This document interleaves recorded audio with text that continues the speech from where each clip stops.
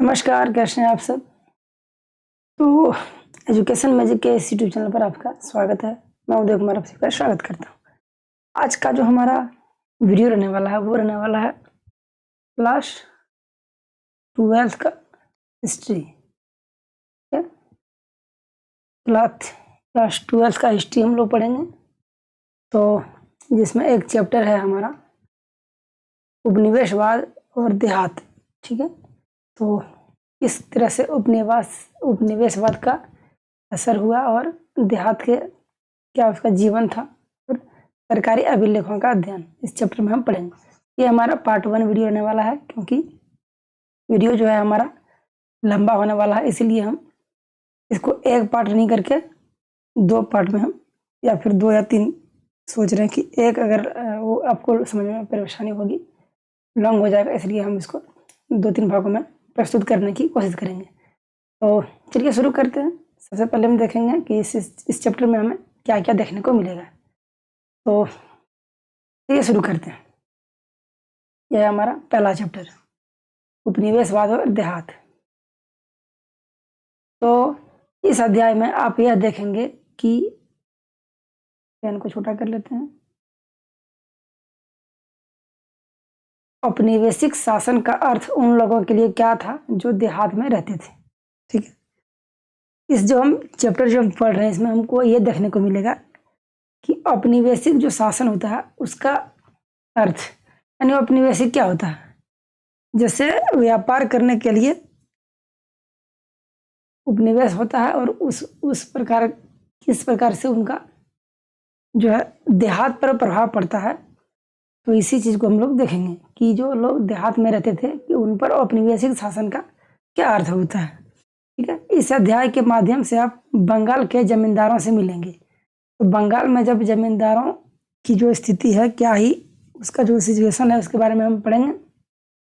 उन राजमहल की पहाड़ियों की यात्रा करेंगे जहां पहाड़िया और संथाल लोग रहते थे। ठीक है, तो राजमहल की पहाड़ियों की हम यात्रा करेंगे जहां पहाड़िया और संथाल लोग रहते हैं, उनके बारे में पढ़ेंगे। फिर वहां से दक्कन की ओर आगे बढ़ेंगे। ठीक है, तो जब हम पहाड़िया और संथाल के बारे में पढ़ेंगे फिर हम दक्कन की ओर आगे बढ़ेंगे। आप यह देखेंगे कि ईस्ट इंडिया कंपनी ने देहात में अपना राज्य कैसे स्थापित किया था। ठीक है, तो ब्रिटिश ईस्ट इंडिया कंपनी, तो उनके बारे में भी देखेंगे कि देहात में वो अपना राज्य कैसे स्थापित किया था और अपनी राजस्व नीतियों को कैसे कार्यान्वित किया था। ठीक है, तो जब ब्रिटिश ईस्ट इंडिया जो अपने देहात में उसका जब अपना राज्य कैसे स्थापित करेगा और अपनी जो राजस्व की जो नीतियां हैं उसको कैसे लागू करेगा, इसके बारे में पढ़ेंगे। भिन्न भिन्न वर्गों के लोगों के लिए इन नीतियों का क्या मतलब था और उन्होंने रोजमर्रा की जिंदगी को कैसे बदल दिया था। तो इस जो नीति है इसका क्या मतलब था और रोजमर्रा की जिंदगी में इसने क्या क्या परिवर्तन किए और अलग अलग लोगों के लिए अलग अलग इस नीतियों का क्या मतलब था। राज्य क्या है, यानी सरकार। राज्य यानी सरकार। तो सरकार द्वारा लागू किए गए कानूनों के जनसाधारण के लिए अनेक परिणाम होते हैं। वे कुछ हद तक यह निर्धारित करते हैं कि उन कानूनों के परिणाम स्वरूप कौन पहले से अधिक धनवान बनते हैं और कौन गरीब हो जाते हैं। तो सरकार द्वारा जो लागू कानून है उनका जो एक साधारण रूप में परिणाम यह होता है कि कुछ हद तक यह निर्धारित करता है कि उन कानूनों के परिणाम स्वरूप जो है पहले जो है कौन पहले से अधिक धनवान बनते हैं और कौन गरीब बन जाते हैं। ठीक है, किसे नई जमीन मिल जाती है और कौन अपनी उस जमीन को खो बैठता है जिस पर वह रहता और गुजर बसर करता था। ठीक है, तो यह भी हम देखेंगे कि किसे अपनी नई जमीन मिलती है और कौन अपनी जमीन को खो बैठता है और जिस पर वह गुजर बसर करता था उसके बारे में देखेंगे। किसानों को जब पैसे की जरूरत पड़ती थी तब वे कहाँ किसके पास जाते हैं। ठीक है, अभी अभी देखेंगे कि लोग कानूनों का पालन करने के लिए मजबूर होते हुए भी ऐसे कानूनों का विरोध करने से भी नहीं हिचकते थे जिसे वे अन्यायपूर्ण समझते थे।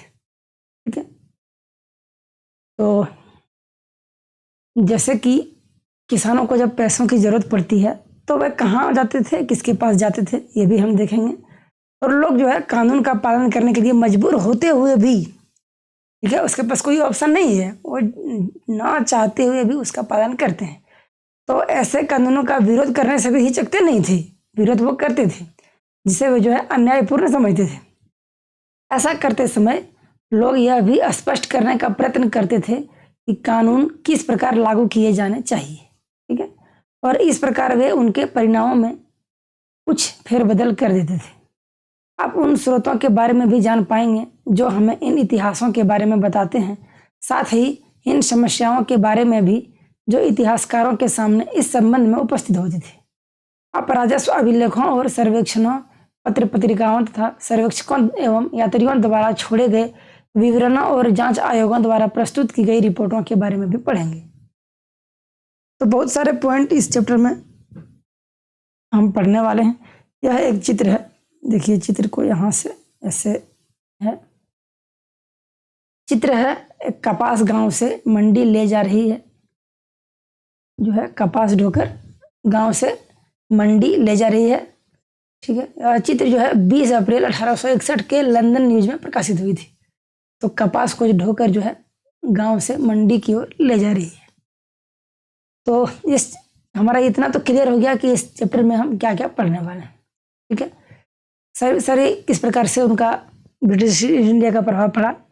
उसके बाद धीरे धीरे हम बंगाल के जमींदारों से मिलेंगे, क्या क्या उनका है, अपना देहात में कैसे अपना ब्रिटिश ईस्ट इंडिया कंपनी अपना राजस्व स्थापित करेगी, कैसे कैसे परिवर्तन होंगे जीवन की, रोजमर्रा की जिंदगी को।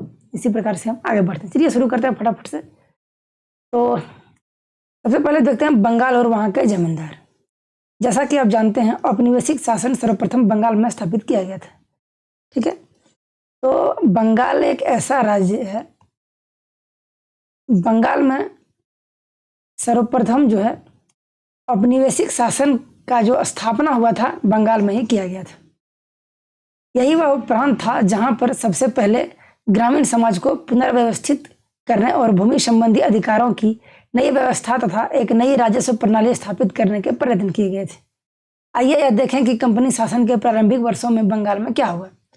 जो बंगाल में सबसे पहले औपनिवेशिक शासन जो है वहीं पर स्टार्ट किया गया। सबसे पहले बंगाल पर ही कब्जा किया गया। देखिए जगह तो बहुत सारे तो अपने किए थे अधीन में, लेकिन सबसे पहले उसने घोषणा यही किया था बंगाल में ही कि हम अब जो है अपना शासन चलाने के लिए तैयार हैं बंगाल को लेकर। तो चलिए देखते हैं वर्धमान में की गई नीलामी की एक घटना को हम पढ़ते हैं, उसके बाद हम आगे बढ़ेंगे। सन 1797 में वर्धमान यानी आज के वर्धमान, उस समय बर्धमान था, ठीक है, और आज का हो गया है वर्धमान, में एक नीलामी की गई। यह एक बड़ी सार्वजनिक घटना थी। बर्धमान के राजा द्वारा धारित अनेक महाल यानी भू संपदाएं बेचे जा रहे थे। सन 1793 में इस्तमरारी, ठीक है, इस्तमरारी बंदोबस्त लागू हो गया था। ईस्ट इंडिया कंपनी ने राजस्व की राशि निश्चित कर दी थी जो प्रत्येक जमींदार को अदा करनी होती थी, ठीक है। 1797 में वर्धमान में एक नीलामी की गई। यह जो है एक सबसे बड़ी सार्वजनिक घटना थी। वर्धमान के राजा द्वारा इसे धारित अनेक महल बेचे जा रहे थे। तो वर्धमान के जो राजा थे उन्हें अनेक जो है भू संपदा बेच रहे थे। 1793 में इस्तमरारी बंदोबस्त लागू हो गया था। ईस्ट इंडिया कंपनी ने राजस्व की राशि निश्चित कर दी गई थी जो प्रत्येक जमींदार को अदा करनी होती थी। जो जमींदार अपनी निश्चित राशि नहीं चुका पाते थे उनसे राजस्व वसूल करने के लिए उनकी संपदाएं नीलाम कर दी जाती थी, क्योंकि बर्धमान के राजा पर राजस्व की बड़ी भारी रकम बकाया थी, इसलिए उसकी जो है संपदाएं नीलाम की जाने वाली थी, ठीक है। तो हम ये भी देखते हैं कि राजस्व वसूलने के लिए उनकी संपदाएं जो है नीलाम कर दी जाती थी। वर्धमान के राजा पर राजस्व की बड़ी भारी रकम बकाया था, इसीलिए उसकी संपदाएं जो है नीलाम की जाने वाली थी। सोचिए किस हद तक वो राजस्व के लिए बढ़ चुका था कि उनकी संपत्ति जो है नीलाम कर दी जाती थी ताकि उनका रकम जो है चुकाया जा सके। राजा एक शब्द है, राजा शब्द का प्रयोग अक्सर शक्तिशाली जमींदारों के लिए किया जाता था। ठीक है, तो शक्तिशाली जमींदारों के लिए किया जाता था। आगे देखते हैं, नीलामी में बोली लगाने के लिए अनेक खरीदार आए थे और संपदा यानी माल सबसे ऊंची बोली लगाने वाले को बेच दी गई। लेकिन कलेक्टर को तुरंत ही इस सारी कहानी में एक अजीब पेच दिखाई दे गया। उसे जानने में आया कि उनमें से अनेक खरीदार राजा के अपने ही नौकर या एजेंट थे और उन्होंने राजा की ओर से ही जमीनों को खरीदा था। नीलामी में 95% से अधिक बिक्री फर्जी थी। वैसे तो राजा की जमीनें खुले तौर पर बेच दी गई थी, पर उनकी जमींदारी का नियंत्रण उसी के हाथों में रहा था। राजा कंपनी को राजस्व क्यों नहीं अदा कर पाया था, नीलामी में खरीदार कौन थे, यह कहानी उस समय पूर्वी भारत के ग्रामीण क्षेत्रों में क्या हो रहा था, इसके बारे में हमें क्या बताती है। ठीक है, बहुत सारे सवाल हैं। तो बोली तो लग रहा था, खरीदार करने के लिए अनेक प्रकार के लोग आए थे, लेकिन और ये भी होता है कि जो सबसे ऊंची बोली लगाता है उसको बेच दिया जाता है। ठीक है, लेकिन इसमें एक ये पेंच दिखाई दिया कि जो खरीदार हैं राजा के अपने ही नौकर या एजेंट थे। ठीक है, उन्होंने ही राजा की जमीन जो है अपनी ओर से बोली लगाकर खरीदा था, जिनमें 95% जो है बिक्री जो फर्जी थी। ठीक है, यह एक चित्र है, चित्र 10.2 बर्धमान के राजा का डायमंड हार्बर रोड कलकत्ता स्थित राजमहल है।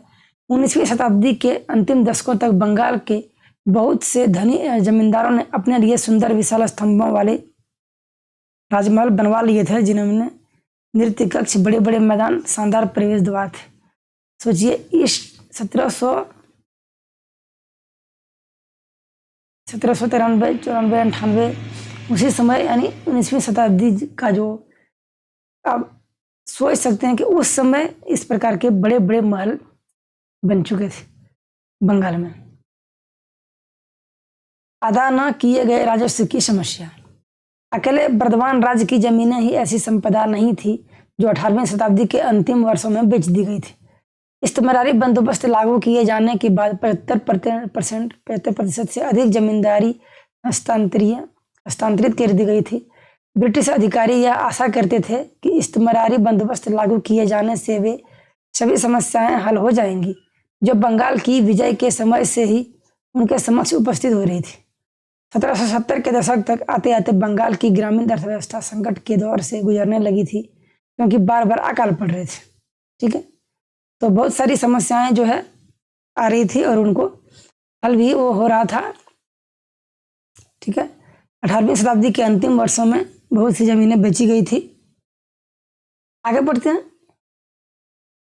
अकाल पड़ रहे थे और खेती की पैदावार घटती जा रही थी। अधिकारी लोग ऐसा सोचते थे कि खेती, व्यापार और राज्य के राजस्व संसाधन तक सभी तभी विकसित किया जा सकेंगे जब कृषि में निवेश को प्रोत्साहन किया जाएगा। अगर आपको राजस्व या व्यापार के लिए कुछ भी डेवलप करना है तो सबसे पहले आप कृषि में निवेश कीजिए। यह जो है आज के लिए भी बहुत बड़ी सीख है। अगर आपको ऐसा लगता है कि हमें कुछ भी अपने राज्य के लिए, देश के लिए या किसी भी प्रकार के डेवलपमेंट की आवश्यकता है, तो उसमें से एक जो मुख्य जो आप उस पर ध्यान दे सकते हैं वो है आपका कृषि, एग्रीकल्चर। अगर आप एग्रीकल्चर पर ध्यान देते हैं तो एक बहुत बड़ा उसमें निवेश को प्रोत्साहन मानना चाहिए। ठीक है, तो प्रोत्साहन दिया जाएगा और ऐसा तभी किया जा सकेगा जब संपत्ति के अधिकार प्राप्त कर लिए जाएंगे और राजस्व मांग की दरों को अस्थायी रूप से तय कर दिया जाएगा। यदि राज्य सरकार की राजस्व मांग अस्थायी रूप से निर्धारित कर दी गई तो कंपनी राजस्व की नियमित प्राप्ति की आशा कर सकेगी और उद्यमकर्ता भी अपने पूंजी निवेश से एक निश्चित लाभ कमाने की उम्मीद रख सकेंगे, क्योंकि राज्य अपने दावे में वृद्धि करके लाभ की राशि नहीं छीन सकेगा। अधिकारियों को यह आशा थी कि इस प्रक्रिया से छोटे किसानों और धनी भूस्वामियों का ऐसा वर्ग उत्पन्न हो जाएगा जिसके पास कृषि में सुधार करने के लिए पूंजी और उद्यम दोनों होंगे। उन्हें यह भी उम्मीद थी कि ब्रिटिश शासन से पालन पोषण और प्रोत्साहन पाकर यह वर्ग कंपनी के प्रति वफादार बना रहेगा। यह था कुछ राजस्व के प्रति किस प्रकार से उसको निवेश किया जाएगा, क्या क्या उसमें पूंजी के लिए लाभ को उम्मीद रखेगा और किस प्रकार से उसकी वृद्धि करके जो है लाभ की राशि छीन सकेगा। इस प्रकार के बातें इसमें है। आगे बढ़ते हैं। लेकिन समस्या यह पता लगाने में थी कि वे कौन से व्यक्ति हैं जो कृषि में सुधार करने के साथ साथ राज्य को निर्धारित राजस्व अदा करने का ठेका ले सकेंगे। ठीक है, तो आप एक जैसे फिक्स तो कर देंगे कि हम इतना राजस्व इस प्रकार से वो करेंगे, कृषि में सुधार करें, लेकिन सुधार करेगा कौन, कौन से व्यक्ति आगे आएंगे, इस प्रकार के संकोच थे। कंपनी के अधिकारियों के बीच परस्पर लंबे वाद विवाद के बाद बंगाल के राजाओं और तालुकदारों के साथ इस्तेमारी बंदोबस्त लागू किया गया। अब उन्हें जमींदारों के रूप में वर्गीकृत किया गया और उन्हें सदा के लिए एक निर्धारित राजस्व मांग को अदा करना था। इस परिभाषा के अनुसार जमींदार गांव में भूस्वामी नहीं था, बल्कि वह राज्य का राजस्व समाहर्ता यानी संग्राहक मात्र था। जमींदार वो नहीं था। भूस्वामी क्या होता है, इसके पास जमीन हो, तो वो नहीं था। वो जो था एक सिर्फ कलेक्शन यानी संग्राहक जो है, कलेक्शन करने वाला। आप सिर्फ और सिर्फ कलेक्शन करेंगे, आपको इतना ही अधिकार है। जमींदारों के नीचे अनेक, कभी कभी तो 400 तक गांव होते थे, अनेक गांव होते थे। कंपनी के हिसाब से एक जमींदार के भीतर आने वाले गांव मिलाकर एक राजस्व संपदा का रूप ले लेते थे। कंपनी समस्त संपदा पर कुल मांग निर्धारित करती थी। तदुपरांत जमींदार यह निर्धारित करता था कि भिन्न भिन्न गांवों से राजस्व की कितनी कितनी मांग पूरी करनी होगी और फिर जमींदार उन गांवों से निर्धारित राजस्व राशि इकट्ठा करता था। जमींदार से यह अपेक्षा की जाती थी कि वह कंपनी को नियमित रूप से राजस्व राशि अदा करेगा और यदि वह ऐसा नहीं करेगा तो उसकी संपदा नीलाम की जा सकेगी। इस प्रकार से थे। जमींदार के नीचे अनेक जो है गांव होते थे। कंपनी के हिसाब से जिस प्रकार से वो दे देते थे कि इतने गांवों को मिलाकर आपको राजस्व जो है उसका कलेक्ट करना है, और हमें वो फिक्स कर देता था कि हमको इतना चाहिए, इतने गांवों से इस प्रकार की रकम चाहिए, और उस प्रकार का जो है राशि जो है इकट्ठा करते थे। और जो है जमींदारों से अपेक्षा रखती थी कि हाँ इस इतना जो है ये कलेक्शन करके हमको देगा। और यह भी प्रॉब्लम था कि अगर वो नियमित जो है राजस्व नहीं देगा तो उसकी संपत्ति जो है नीलाम कर दी जा सकेगी। यह एक चित्र है चार्ल्स कार्नवालिस का 1738 से 1805 का। 1785 में थॉमस गैंसबरो द्वारा चित्र है। अमेरिकी स्वतंत्रता संग्राम के दौरान कार्नवालिस ब्रिटिश सेना का कमांडर था। जब 1793 में बंगाल में इस्तेमारी बंदोबस्त लागू किया गया, उस समय कार्नवालिस जो है बंगाल का गवर्नर जनरल था। बंगाल का गवर्नर जनरल कौन था जब इस्तेमारी बंदोबस्त लागू किया गया? तो चार्ल्स कार्नवालिस। आप इसको याद रखेंगे। इस प्रकार के जो है ऑब्जेक्टिव में क्वेश्चन कभी कभी आते हैं। पूछ देगा कि जब बंगाल में बस इस्तेमारी बंदोबस्त लागू किया गया था, उस समय बंगाल का गवर्नर जनरल कौन था? तो चार्ल्स कार्नवालिस। आगे पढ़ते हैं। राजस्व राशि के भुगतान में जमींदार क्यों चूक करते थे? कंपनी के अधिकारियों का यह सोचना था कि राजस्व मांग निर्धारित किए जाने से जमींदारों में सुरक्षा का भाव उत्पन्न होगा और वे अपने निवेश पर प्रतिफल प्राप्ति की आशा से प्रेरित होकर अपनी संपदाओं में सुधार करने के लिए प्रोत्साहित होंगे। किंतु इस्तेमारी बंदोबस्त के बाद कुछ प्रारंभिक दशकों में जमींदार अपनी राजस्व मांग को अदा करने में बराबर कोताही करते रहे, जिसके परिणाम स्वरूप राजस्व की बकाया रकमें बढ़ती गई। ठीक है, तो इसमें यह कह रहा है कि जब भुगतान का जो राशि था उसको जमींदार क्यों नहीं सही से देते थे, तो उसका यह भी एक कारण है। उसका मानना था, कंपनी के अधिकारियों का मानना था कि अगर राजस्व मांग को निर्धारित नहीं करेंगे तो उसमें समस्या ये आएगी कि जमींदारों को सुरक्षा महसूस नहीं होगा। अगर हम फिक्स कर देते हैं तो वह सुरक्षा का भाव महसूस करेंगे और अपने निवेश पर जो है उसमें आशा से प्रेरित होकर उसमें संपदाओं में सुधार करने के लिए कोशिश करेंगे। ठीक है, लेकिन इस्तेमारी बंदोबस्त के बाद कुछ प्रारंभिक दशकों में जमींदार अपनी राजस्व मांग को अदा करने में बराबर कोताही करते रहे। ताल्लुकदार एक शब्द है, ताल्लुकदार, इसका शाब्दिक अर्थ है वह व्यक्ति जिसके साथ ताल्लुक यानी संबंध हो। आगे चलकर ताल्लुक का अर्थ क्षेत्रीय इकाई हो गया। तो जमींदारों की इस असफलता के कई कारण थे। पहला कारण देखते हैं कि क्या क्या कारण था। तो पहला कारण था प्रारंभिक मांगें बहुत ऊंची थी, क्योंकि ऐसा महसूस किया गया था कि यदि मांग को आने वाले संपूर्ण समय के लिए निर्धारित किया जा रहा है तो आगे चलकर कीमतों में बढ़ोतरी होने और खेती का विस्तार होने से आय में वृद्धि हो जाने पर भी कंपनी उस वृद्धि में अपना हिस्से का दावा कभी नहीं कर सकेगी। ठीक है, तो सबसे पहला कारण क्या था कि प्रारंभिक जो मांग थी बहुत ऊंची थी। ऐसा महसूस किया गया था कि यदि मांग को आने वाले संपूर्ण समय के लिए निर्धारित किया जा रहा है तो आगे चलकर इसकी कीमत में बढ़ोतरी होने और खेती विस्तार होने से जो है आय में वृद्धि होने का, जब वृद्धि हो जाएगी तो कंपनी उस पर अपने वृद्धि में हिस्से का दावा कभी नहीं कर सकेगी। ठीक है, इस प्रत्याशित हानि को कम से कम स्तर पर रखने के लिए कंपनी ने राजस्व मांगों को ऊंचे स्तर पर रखा और इसके लिए दलील दी गई कि ज्यों ज्यों कृषि के उत्पादन में वृद्धि होती जाएगी और कीमतें बढ़ती जाएंगी, जमींदारों को बोझ सने सने कम होता जाएगा। अगर आपकी राजस्व बढ़ेगी तो हमारा मांग बढ़ेगा। अभी आपकी अगर 1 है तो हम 0.75 हम लेंगे, मान लीजिए इस प्रकार की से कुछ। अगर आपका इतना उत्पादन होगा तो हमें भी इतना चाहिए। अगर आपका उत्पादन इतना होगा तो हमें इतना चाहिए।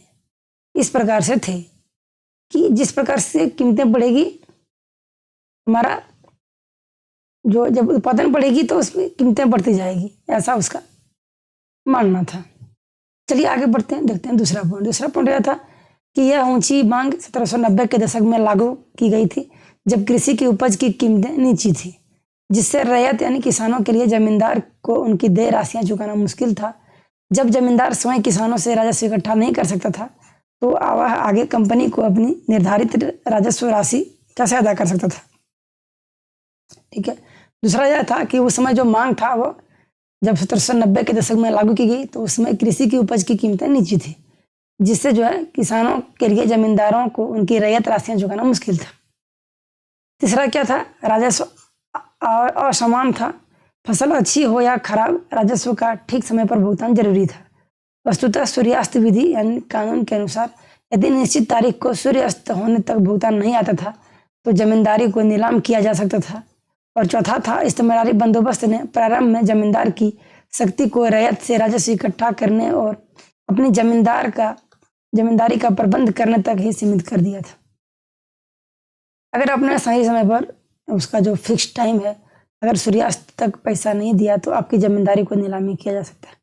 रैयत शब्द का प्रयोग अंग्रेजों के विवरणों में किसानों के लिए किया जाता था। यह अध्याय 8 में हम पढ़े हैं। बंगाल में रैयत जमीन को खुद काश्त नहीं करते थे, बल्कि शिकमी रैयत को आगे पट्टे पर दे दिए करते थे। तो रैयत का जो वर्ड है वो है किसान के बारे में दर्शाता है। ठीक है, आगे बढ़ते हैं। कंपनी जमींदारों को पूरा महत्व तो दे देती थी, पर उन्हें नियंत्रित और विनियमित करना, उसकी सत्ता को अपने वश में रखना और उनकी स्वायत्तता को सीमित करना भी चाहते थे। फलस्वरूप जमींदारों की सैन्य टुकड़ियों को भंग कर दिया गया, सीमा शुल्क समाप्त कर दिया गया और उनकी कचहरियों को कंपनी द्वारा नियुक्त कलेक्टर की देखरेख में रख दिया गया। जमींदारों से स्थानीय न्याय और स्थानीय पुलिस की व्यवस्था करने की शक्ति छीन ली गई। समय के साथ साथ कलेक्टर का कार्यालय सत्ता के एक वैकल्पिक केंद्र के रूप में उभर कर आया और जमींदार के अधिकार को पूरी तरह सीमित एवं प्रतिबंधित कर दिया गया। एक मामले में तो यहाँ तक हुआ कि जब राजा राजस्व का भुगतान नहीं कर सका तो एक कंपनी अधिकारी को तुरंत इस कष्ट अनुदेश के साथ उसकी जमींदारी में भेज दिया गया कि जिले का पूरा कार्यभार अपने हाथ में ले लो और राजा तथा उसके अधिकारियों के संपूर्ण प्रभाव और प्राधिकार को खत्म कर देने के लिए सर्वाधिक प्रभावशाली कदम उठाओ। यानी जो है उसको जो है कंपनी पूरा महत्व तो देती थी जमींदारों को, पर उन्हें नियंत्रित और विनियमित करना और अब उनकी सत्ता को जो अपने वश में रखना चाहती थी। ठीक है, तो कचहरियों में कंपनी अपना जो है कंपनी द्वारा नियुक्त करता था कलेक्टर को उसकी देखरेख में, ताकि उसका देखरेख किया जाएगा। ठीक है, और स्थानीय न्याय और स्थानीय पुलिस की व्यवस्था करने की शक्ति भी छीन ली गई। समय समय पर जो है कलेक्टर का कार्यालय सत्ता के लिए एक वैकल्पिक केंद्र के रूप में उभर आया। बहुत सारे सीमित उसको प्रतिबंधित किया गया। बहुत सारे जो है कंपनी के अधिकारों को स्पष्ट रूप से जमींदारों में जो है उसको भेजा गया और जिले का पूरा जो कार्यभार है अपने हाथ में ले लो और राजा तथा उसके अधिकारियों के संपूर्ण प्रभाव को प्राधिकार को खत्म कर देने के लिए सर्वाधिक प्रभावशाली कदम उठाओ। इस प्रकार का नीति अपनाते थे।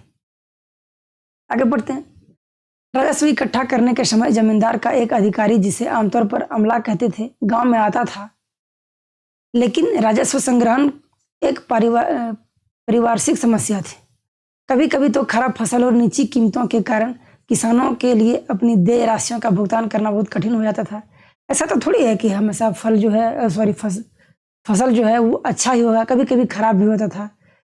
जो है कभी कभी बारिश की प्रॉब्लम से या फिर बीमारियों की वजह से बहुत सारी प्रॉब्लम होता था। तो कभी कभी ऐसा सिचुएशन आता था कि राशि को जो है सही से भुगतान करने में प्रॉब्लम होती थी। कभी कभी ऐसा भी होता था कि रैयत जानबूझकर भुगतान में देरी करते थे। धनवान रैयत और गांव के मुखिया, जोतदार और मंडल जमींदार को परेशानी में देखकर बहुत खुश होते थे, क्योंकि जमींदार आसानी से उन पर अपनी ताकत का इस्तेमाल नहीं कर सकता था। जमींदार बाकीदारों पर मुकदमा तो चला सकता था, मगर न्यायिक प्रक्रिया लंबी होती थी। 1798 में अकेले वर्धमान जिले में ही राजस्व भुगतान के बकाया से संबंधित 30,000 से अधिक वाद लंबित थे। जानबूझकर भी वो देरी करते थे पेमेंट में, ताकि उसको तो परेशानी होगी, लेकिन उन्हें तो परेशानी कम होगी, लेकिन जो उसका जमींदार जो है, ठीक है, तो उसको प्रॉब्लम होती थी। तो 1798 में अकेले वर्धमान जिले से लगभग 30,000 से अधिक केस जो है पेंडिंग थे। आगे बढ़ते हैं। जोतदारों का उदय। 18वीं शताब्दी के अंत में जहां एक और अनेक जमींदार संकट की स्थिति से गुजर रहे थे, वहीं दूसरी ओर धनी किसानों के कुछ समूह गांव में अपनी स्थिति मजबूत करते जा रहे थे। फ्रांसिस बुकानन के उत्तरी बंगाल के दिनाजपुर जिले के सर्वेक्षण में हमें धनी किसानों के इस वर्ग का, जिन्हें जोतदार कहा जाता था, विशद विवरण देखने को मिलता है। 19वीं शताब्दी के प्रारंभिक वर्षों तक आते आते जोतदारों ने जमीन के बड़े बड़े रकबे, जो कि कभी कभी कई हजार एकड़ में फैले थे, अर्जित कर लिए थे। स्थानीय व्यापार और साहूकार के कारोबार पर भी उनका नियंत्रण था और इस प्रकार वे उस क्षेत्र के गरीब काश्तकारों पर व्यापक शक्ति का प्रयोग करते थे। उनकी जमीन का काफी बड़ा भाग बटाईदार यानी अधियारों या बरगादरों के माध्यम से जोता जाता था, जो खुद अपने हल लाते थे, खेत में मेहनत करते थे और फसल के बाद उपज का आधा हिस्सा जो है जोतदारों को दे देते थे। गांव में जोतदारों की शक्ति जमींदारों की ताकत की अपेक्षा अधिक प्रभावशाली होती थी। जमींदार के विपरीत जो शहरी इलाकों में रहते थे, जोतदार गांव में ही रहते थे और गरीब ग्रामवासियों को काफी बड़े वर्ग पर सीधे अपने नियंत्रण का प्रयोग करते थे। जमींदारों द्वारा गांव की जो है जमा यानी लगान को बढ़ाने के लिए किए जाने वाले प्रयत्नों का वे घोर प्रतिरोध करते थे। जमींदार अधिकारियों को अपने कर्तव्यों का पालन करने से रोकते थे। जो रैयत उन पर निर्भर रहते थे, उन्हें वे अपने पक्ष में एकजुट रखते थे और जमींदारों को राजस्व के भुगतान में जानबूझकर देरी करा देते थे। सच तो यह है कि जब राजस्व का भुगतान न किए जाने पर जमींदारी को नीलाम किया जाता था, तो अक्सर जोतदार ही उन जमीनों को खरीद लेते थे। तो किस तरह से हर जगह पॉलिटिक्स कि उसको जानबूझकर लेट कराए, ताकि उसका जो है जमींदारी को नीलाम हो और ये जोतदार ही उनको खरीद लेते थे। उत्तरी बंगाल में जोतदार सबसे अधिक शक्तिशाली थे। हालांकि धनी किसान और गांव के मुखिया लोग भी बंगाल के अन्य भागों में देहाती इलाकों में प्रभावशाली बनकर उभर रहे थे। कुछ जगहों पर उन्हें हवलदार कहा जाता था और कुछ स्थानों पर वे घाटीदार यानी गंटीडर्स या मंडल कहलाते थे। उनके उदय से जमींदारों के अधिकार का कमजोर पड़ना अवश्यंभावी था। ठीक है, यह एक चित्र जो है यहाँ हमारा दिख रहा है। इस चित्र का जो वर्णन है इसको हम काट दिए हैं, तो हाँ सॉरी, यहाँ मिल गया। गांव, बंगाल के गांव का दृश्य है, जॉर्ज चेनरी द्वारा 1820 में चित्रित किया गया है। चेनरी भारत में 23 वर्ष 1802 से 25 तक रहा था। तो उस दौरान उसने अनेक चित्र बनाए थे, जिनमें आम लोगों के जनजीवन से संबंधित चित्र, दृश्यों के चित्र, विशिष्ट व्यक्तियों तथा विशाल भवनों के चित्र शामिल थे। नीचे दी गई आकृति में ग्रामीण बंगाल के एक घर का चित्र दिया है। उन दिनों जोतदार और साहूकार लोग ऐसे ही घरों में रहा करते थे। ठीक है, तो यह एक चित्र है, जोतदार और साहूकार ऐसे इस प्रकार के घरों में रहते थे। आगे बढ़ते हैं, जमींदारों की ओर से प्रतिरोध। ठीक है, किंतु ग्रामीण क्षेत्रों में जमींदारों की सत्ता समाप्त नहीं हुई। राजस्व की अत्यधिक मांग और अपनी भू संपदा की संभावित नीलामी की समस्या से निपटने के लिए जमींदारों ने इन दबावों से उभरने के रास्ते निकाल लिए। नए संदर्भों में नई रणनीतियां बना ली गई। फर्जी बिक्री एक ऐसी ही तरकीब थी, इसमें कई तरह के हथकंडे अपनाए जाते थे। बर्धमान के राजा ने पहले तो अपनी जमींदारी का कुछ हिस्सा अपनी माता को दे दिया, क्योंकि कंपनी ने यह निर्णय ले रखा था कि स्त्रियों की संपत्ति को कोई नहीं छीना जाएगा। ठीक है, स्त्रियों की संपत्ति को नहीं छीना जाएगा। फिर दूसरे कदम के तौर पर उसके एजेंटों ने नीलामी की प्रक्रिया में जोड़ तोड़ किया। कंपनी की राजस्व मांग को जानबूझकर रोक लिया गया और भुगतान न की गई बकाया राशि बढ़ती गई। जब भू संपदा का कुछ हिस्सा नीलाम किया गया तो जमींदार के आदमियों ने ही अन्य खरीदारों के मुकाबले ऊंची ऊंची बोलियां लगाकर संपत्ति को खरीद लिया। आगे चलकर उन्होंने खरीद की राशि को अदा करने से इनकार कर दिया, इसीलिए उस भू संपदा को फिर से बेचना पड़ा। एक बार फिर जमींदारों के एजेंटों ने उसे खरीद लिया और एक बार खरीद की रकम नहीं अदा की गई, इसलिए एक बार फिर नीलामी करवानी पड़ी। ठीक है, ये इस प्रक्रिया बार बार दोहराई जाती रही और अंततोगत्वा राज और नीलामी के समय बोली लगाने वाले थक गए। जब किसी ने भी एक बोली नहीं लगाई तो उस संपदा के नीची कीमत पर फिर जमींदारों को ही बेचना पड़ा। जमींदार कभी भी राजस्व की पूरी मांग नहीं अदा करता था। इस प्रकार कंपनी कभी कभार ही किसी मामले में इकट्ठी हुई बकाया राशि राजस्व की राशियों को वसूल कर पाती थी। बार बार उसमें प्रॉब्लम क्रिएट कर देता था, बार बार इशू होता था कि बार बार उसी को जमीनों फिर घुमा के बेचनी पड़ती थी। ऐसा जो है इसके सामने वो कर देते थे कि नीलामी करनी पड़ी, तो बार बार दोहराई जाती रही और जो बिल लगाने वाले थक गए। इस प्रकार से कुछ पॉइंट हैं। आगे बढ़ते हैं। ऐसे सौदे बड़े पैमानों पर हुए। सन 1793 से 1801 के बीच बंगाल की 4 बड़ी जमींदारी ने, जिनमें बर्धमान की जमींदारी भी थी, अनेक बेनामी खरीदारियों की, जिनमें कुल मिलाकर 30 लाख रुपए की प्राप्ति हुई। नीलामियों में की गई कुल बिक्रियों में से 15% सौदे नकली थे। जमींदार लोग और भी कई तरह के तरीकों से अपनी जमींदारी को छीनने से बचा लेते थे। जब कोई बाहरी व्यक्ति नीलामी में कोई जमीन खरीद लेते थे, तभी उन्हें हर मामले में उसका कब्जा नहीं मिलता था। कभी कभी तो पुराने जमींदार के लाठियाल नए खरीदार के लोगों को मार पीट कर भगा देते थे, और कभी कभी तो ऐसा भी होता था कि पुराने रैयत बाहरी लोगों को, यानी नए खरीदार के लोगों को जमीन में घुसने ही नहीं देते थे। वे अपने आप को पुराने जमींदार से जुड़ा हुआ महसूस करते थे और उसी के प्रति वफादार बने रहते थे, और यह जानते थे कि पुराना जमींदार ही उनका अन्नदाता है और वे उसकी प्रजा है। जमींदारी की बिक्री से उनके तादात्म्य और गौरव को धक्का पहुंचा था, इसलिए जमींदार जो है आसानी से विस्थापित नहीं किए जा सकते थे। 19वीं शताब्दी के प्रारंभ में कीमतों में मंदी की स्थिति समाप्त हो गई, इसीलिए वे जमींदार 1790 के दशक तक की तकलीफों को झेलने में सफल हो गए।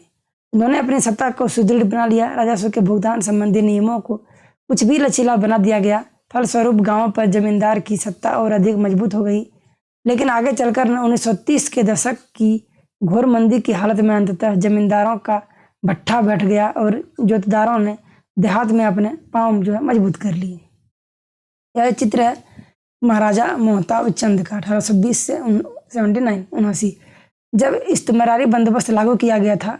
जब तेजचंद बर्दवान का राजा था, उसके बाद मोहताब चंद के शासन में बर्दवान की जमींदारी काफ़ी फली फूली।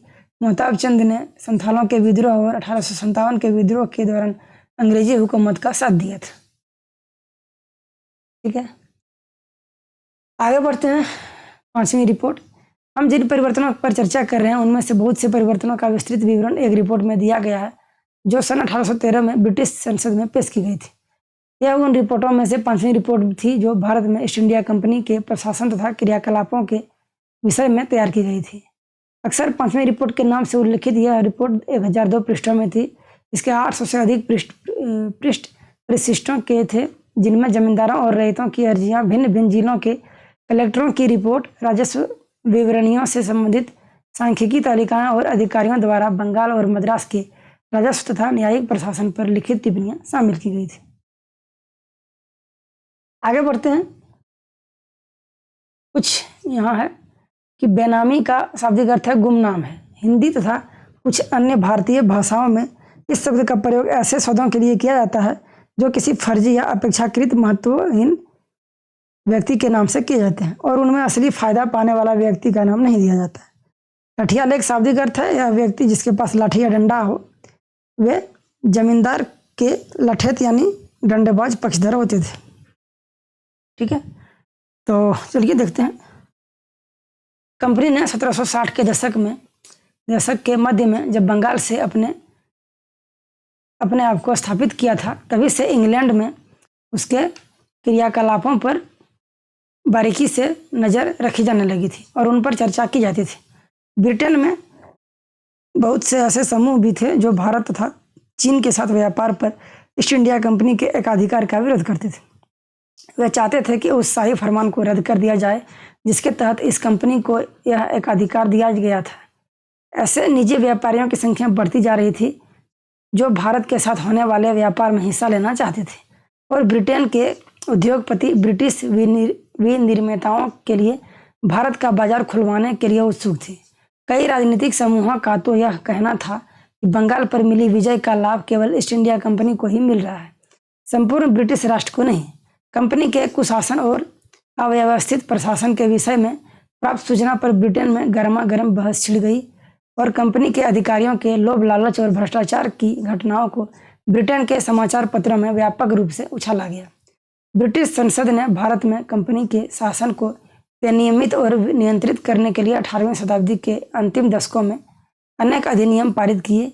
कंपनी को बाध्य किया गया कि वह भारत के प्रशासन के विषय में नियमित रूप से अपनी रिपोर्ट भेजा करे और कंपनी के कामकाज की जांच करने के लिए कई समितियां नियुक्त की गई। 5वीं रिपोर्ट एक ऐसी रिपोर्ट है जो एक प्रवर समिति द्वारा तैयार की गई थी। यह रिपोर्ट भारत में ईस्ट इंडिया कंपनी के शासन के स्वरूप पर ब्रिटिश संसद में गंभीर वाद विवाद का आधार बनी। 18वीं शताब्दी के अंतिम दशकों में ग्रामीण बंगाल में क्या हुआ, इसके बारे में हमारी अवधारणा लगभग 1.5 शताब्दी तक इस 5वीं रिपोर्ट के आधार पर ही बनती सुधरती रही। 5वीं रिपोर्ट में उपलब्ध सच बहुमूल्य हैं, लेकिन ऐसी कि सरकारी रिपोर्टों की सावधानीपूर्वक पढ़ना और समझना चाहिए। हमें यह जानने की जरूरत है कि यह रिपोर्ट किसने और किस उद्देश्य से लिखी। वास्तव में आधुनिक शोधों से पता चलता है कि 5वीं रिपोर्ट में दिए गए तर्कों और साक्ष्यों को बिना किसी आलोचना के स्वीकार नहीं किया जा सकता। यह एक चित्र है अंडुल राजमहल का। ऐसे राजमहल एक युगांत को दर्शाने वाले अवशेष हैं। जमींदारों के रहन सहन की पत्तोन्मुखी वैभवशाली जीवन शैली पर बनी सत्यजीत राय की प्रसिद्ध फिल्म जलसाघर की शूटिंग इसी अंडुल राजमहल में की गई थी। ठीक है, आगे बढ़ते हैं। शोधकर्ता ने ग्रामीण बंगाल में औपनिवेशिक शासन के बारे में लिखने के लिए बंगाल के अनेक जमींदारों के अभिलेखगारों तथा जिलों के स्थानीय अभिलेखों की सावधानीपूर्वक जांच की। उनसे पता चलता है कि 5वीं रिपोर्ट लिखने वाले कंपनी के कुप्रशासन की आलोचना करने पर तुले हुए थे। इसीलिए 5वीं रिपोर्ट में परंपरागत जमींदारी सत्ता के पतन का वर्णन अतिरंजित है और जिस पैमानों पर जमींदार लोग अपनी जमीनों खोते जा रहे थे उनके बारे में भी बढ़ा चढ़ाकर कहा गया है। जैसा कि हमने देखा है, अब जमींदारी नीलाम की जाती थी, तब भी जमींदार नए नए हथकंडे अपनाकर अपनी जमींदारी को बचा लेते थे और बहुत कम मामलों में विस्थापित होते थे। तो यह था हमारा कुछ आज हमने कुछ ये पढ़ा कि बंगाल में वर्तमान में किस प्रकार से जो जमींदारों के लिए, रैयतों के लिए किस प्रकार से उसका वो तय किया गया था कि इतना राशि आपको देना पड़ेगा। और तो डायरेक्ट जो किसान से नहीं लेते थे उनके लिए रखते थे कि आप उसको कलेक्शन करके देंगे, और किस प्रकार से अगर आप वो नहीं देते हैं समय पर तो उसको नीलामी की जाएगी। तो इसमें बहुत सारे जो है नीलामों के बावजूद भी अपने ही लोगों को कम कीमत तय करने और अनेक प्रकार के जो है हथकंडे अपनाकर उसको रख लेते थे, बचा लेते थे। तो ये था हमारा पार्ट 1 का वीडियो। आगे वीडियो में हम इसको आगे से कंटिन्यू करेंगे, ठीक है, कंटिन्यू इन नेक्स्ट वीडियो, ठीक है। तो थैंक यू सो मच। आज के लिए वीडियो को इतना ही रखते हैं। आई थिंक जो है लगभग 30 से 40 मिनट का वीडियो हो गया होगा, तो वीडियो लंबा ना हो इसके लिए इसको हम पार्ट 1 के रूप में, अगले वीडियो में पार्ट 2 में हम इसके आगे बढ़ेंगे और इसका आगे से कंटिन्यू करेंगे। तो वीडियो कैसी लगी आप हमें कमेंट करके ज़रूर से ज़रूर बताइएगा। वीडियो को लाइक कीजिएगा, चैनल को सब्सक्राइब करना नहीं भूलिएगा।